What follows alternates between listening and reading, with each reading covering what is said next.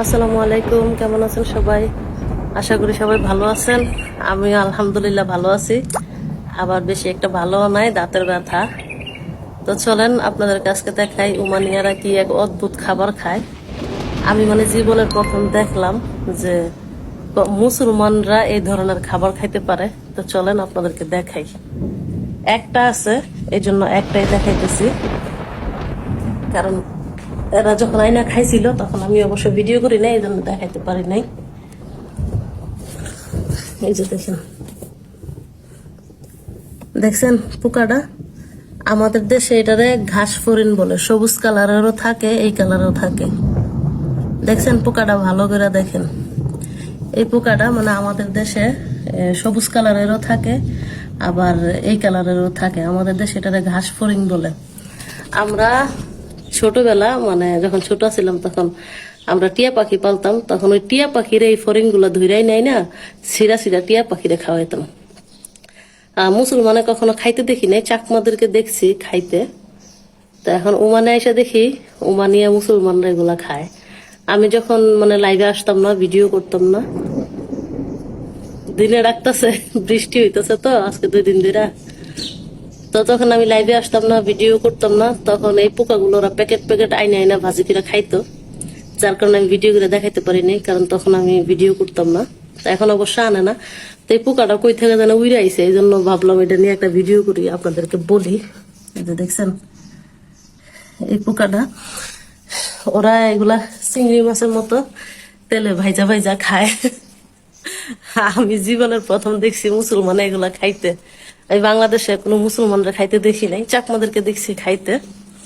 তো দেখেন না আকাশের অবস্থা, আজকে 2 দিন ধরে বৃষ্টি হইতেছে,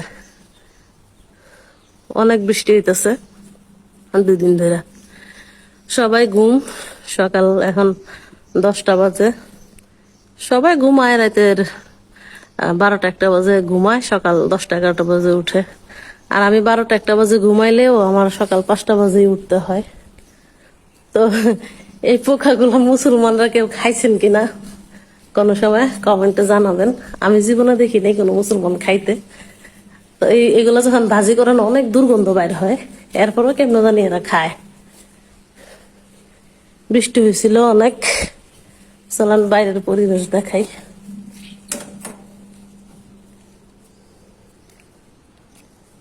এই যে